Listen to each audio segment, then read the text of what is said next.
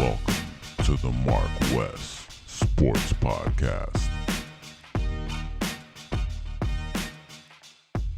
All day, man. Whatever I can do, man, to help the team, that's what we gonna do, man. That'll be a little bit of what we're talking about with the Dolphins, because of course we know they do have a bye week, and of course I'm starting to hear a storm come through. I can hear it in the background. I know you hear that shit. You feel me? And it sounds like we're talking about the University of Miami and the Miami Hurricanes. We were facing one of the hardest tests that we have this season. Of course, we did play Texas A&M. We did play Clemson. We did play a few teams that people thought was going to be the pivotal game to put Miami over the hump. Of course, we beat Clemson, but ever since then, we've been losing because of, I was going to say your dog, but I know he's not your dog right now. No. He's nobody's dog right now. TVD, DVD, please rewind to last 2 years ago, because this TVD right now, oh my God, 3 to 4 turnovers every fucking game. What are we doing over here? You know what I'm saying? Our defense is top tier right now in the ACC. Offensive O-line wise, top in the ACC. And all you need to do is get it to the receivers. I don't want to hear about injuries. I don't want to hear about that shit. That's just excuses right now. You feel what I'm saying? I don't want to hear about none of that, because last year, me and you said it. He looks like he don't have it. It looks like his girlfriend just broke up with him when he was looking sick in the podium when y'all was interviewing him. You know what I'm saying? And he looks like that same guy that has no confidence in himself. So for me, yeah. I'm like, yo, Alabama wanted you. All these guys wanted you to transfer. I'm thinking like you should have transferred, because again, at the end of the day, I know people say that seniors, UTVD, shouldn't have these turnovers. You may not have the greatest arm, but you know how to play the game. And then you look like you're a rookie. You remember when I texted you, Marcus? I'm like, this guy looked like a 1 or 2 year quarterback. He doesn't look like a senior. He doesn't look like a quarterback that had multiple offenses in his head and you can read certain defenses. I mean, even though you got a new offense and a new offensive coordinator, you still know how to read the damn defense. And for me, they put 4 in the box and then they drop 8 and you don't know what to fucking do. For me as a fan, frustrated. You got to be over there dealing with the bullshit, and then you can't even go straight home. You got to interview this stupid guy. So again, I'm over here wondering what is happening. They didn't show or didn't say if who's going to be the quarterback, Emory, if it's going to be a dual quarterback when it comes to Emory or Jacory. And of course, you got TVD. Me personally, I don't think nobody wants to see TVD. But me, I was thinking, I'm like, yo, you play Emory, you definitely can't go back to TVD. But if you play Emory, you wasted a year. He's not going to be able to use that you lose that red shirt freshman. You feel me? Because we got 3 more games left, I think. And if you play him, he beat Clemson. Yeah. And 3 more games after that, and you lose him because of this other guy, that'll be a big blow for the University of Miami. I know Mario Cristobal and the staff, they got a huge obstacle and a huge decision to make. Do you want to play Emory at Florida State at the Doak? You know what I'm saying? Like, do you really want to do that? And I say yes, because this is the same guy that went to Clemson, hostile environment, and do what he needed to do to win the damn game.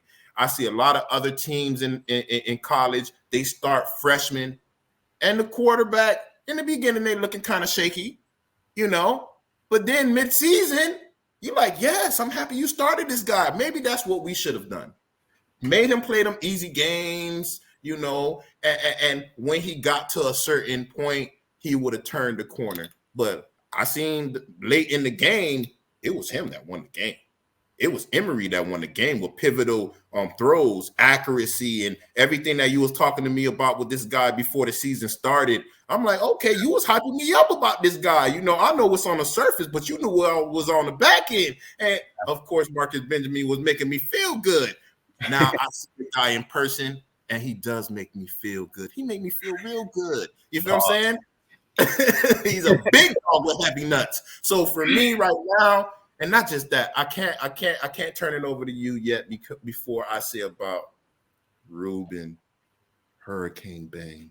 It's all over the place. 6-7 sacks for a rookie. 6-7 sacks for a rookie. Balling like a big dog with heavy nuts. Like, yeah, boy. Now he got to get doubled. He got to get doubled. And when you double a rookie, seniors, juniors, y'all need to be running amok on that damn quarterback. So for me, my whole thing is, before I pass it to you, I think that we need to contain this quarterback because you do know I hate running quarterbacks. You hate running quarterbacks. And the University of Miami don't do great with running quarterbacks. So can we contain them? I know Ruben Bain be inside and outside. You know, me preferably I like him on the inside because, you know, that's just me. I think that he does. He basically is a guy that demands 2-3 blockers at all times. You can't take your eye off of this guy. And in the edge, you know, if he try to slip inside, the quarterback could actually run outside. Now, I just want the quarterback to try to run through the gap in the middle and get your ass whacked by Ruben Bain. But yes, that's what I see right now. I think, matter of fact, I'm going to let you talk before I say who I think going to win, who I think going to lose, because you may change my mind. So what's going on? All right. I mean, you pretty much hit the nail on the head on everything. I mean, from what I hear, I know this is going to make you mad, sad, you know, but from what I hear that they're going to roll with Tyler Van Dyke for this game. And, you know, I did hear that he may be on a short leash. So if he throws 2 interceptions, from what I hear that they're going to, you know, play Emory Williams. But you definitely hit it on the head with the red shirt conversation, because if they do play Emory Williams, that means the red shirt is burned, and which means you burned a year and he doesn't have an extra year of eligibility. Tyler Van Dyke actually has another, you know, even though he's actually a 4-year junior, and that's because of the whole COVID thing.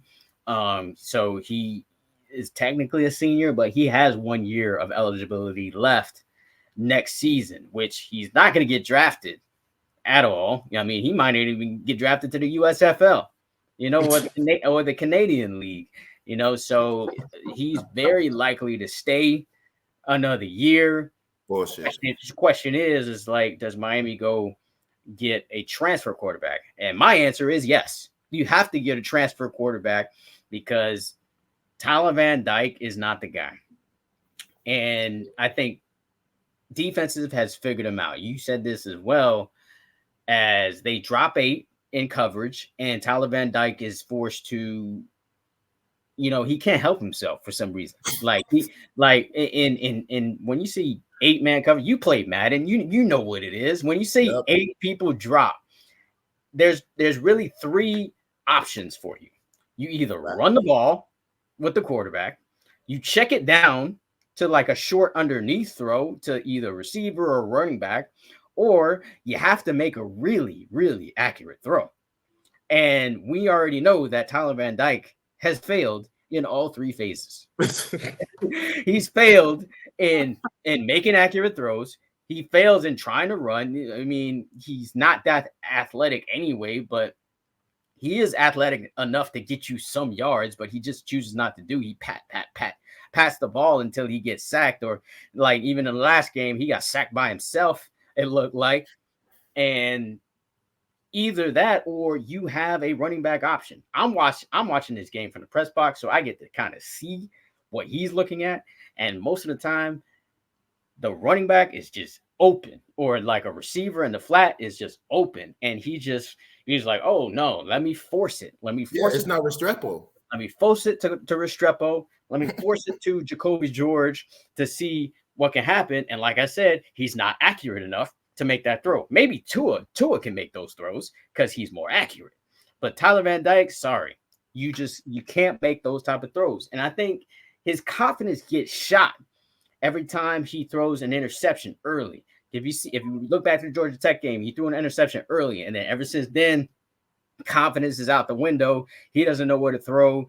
Same thing happened in the Virginia game. Same thing happened in the NC State game. He throws an early interception, and then all of a sudden, it's this snowball effect. And that can't happen against FSU, bro. Like, I don't care how many games you lose.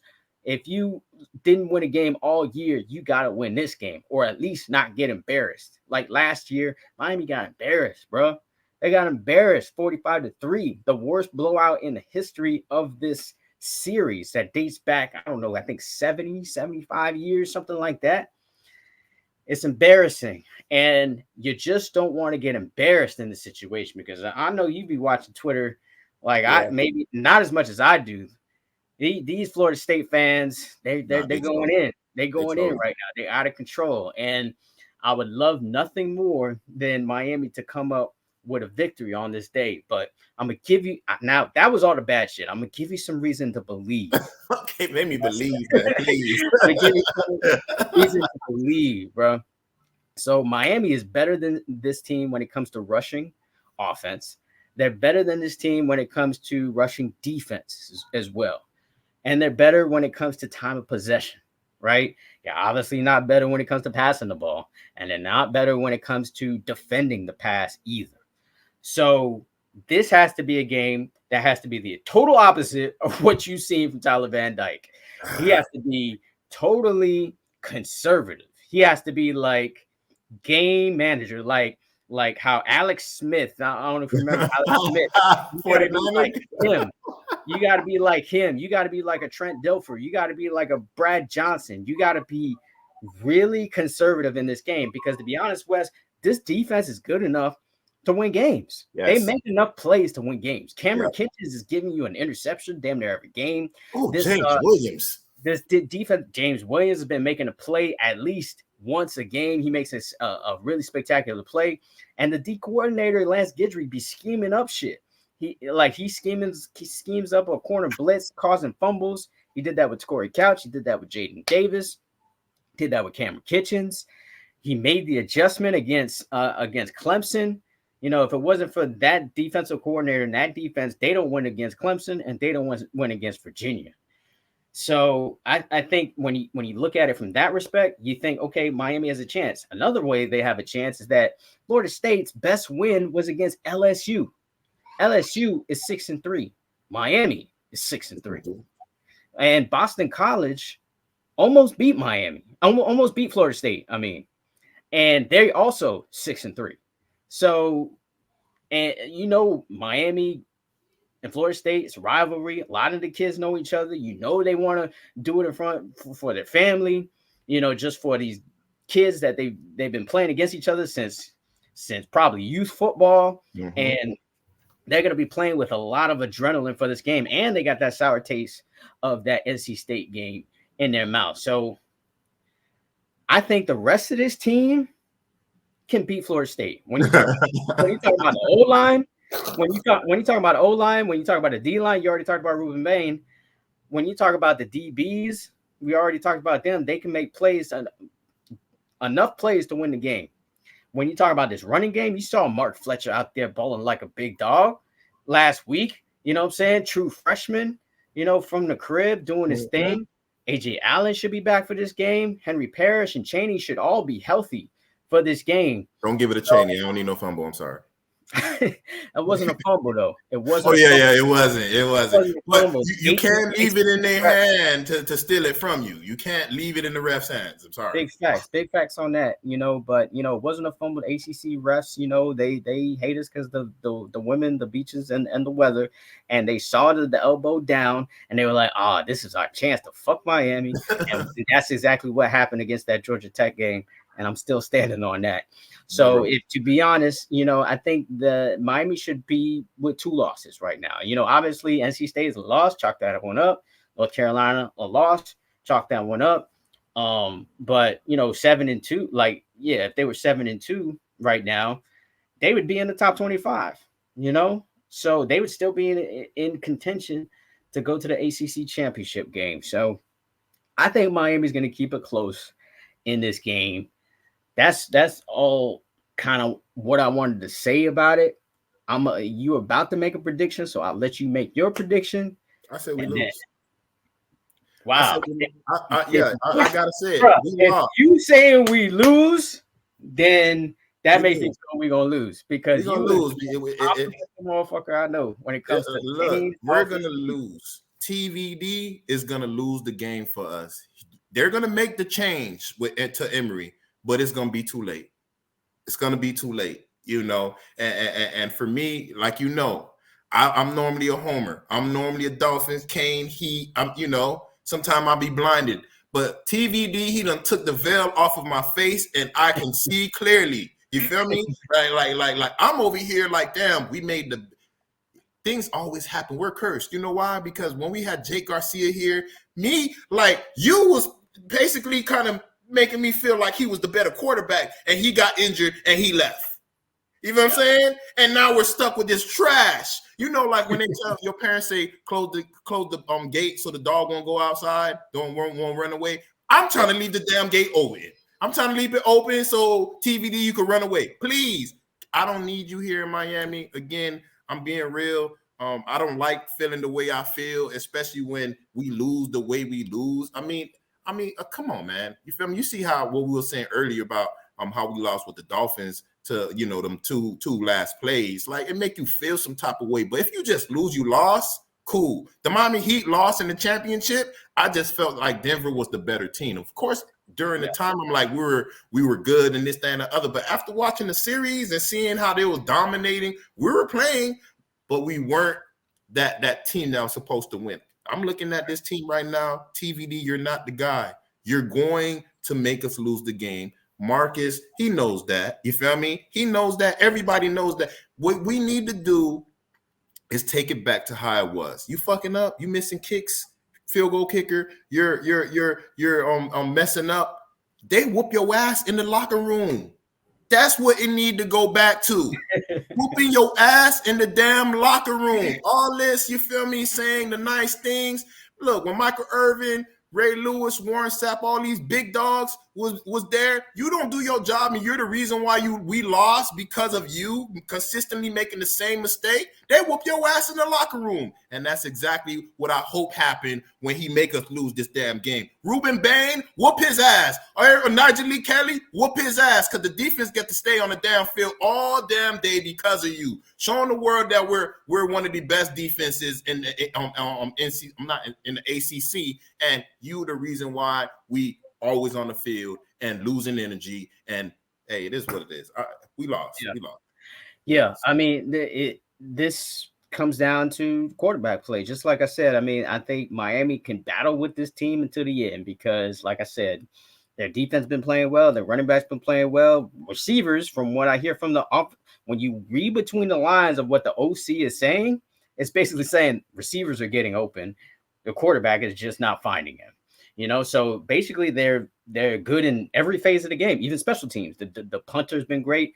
The kicker is nominated for the Grozer Award, which is the best kicker in the world, in the nation, in the world. Let me just say in the world, award. So the one spot is the most important spot for you to win, and that's quarterback. And when you look at Tyler Van Dyke, when he performs on the road, he doesn't play well. He doesn't have a signature win on the road. That there's no big game that he's won on the road where he's in a tight spot and he makes a game-winning drive or something like that. He has none of that on the road. He barely has any at all. When you look back at it, of course, I'll be doing my research. He only has 2 wins like that.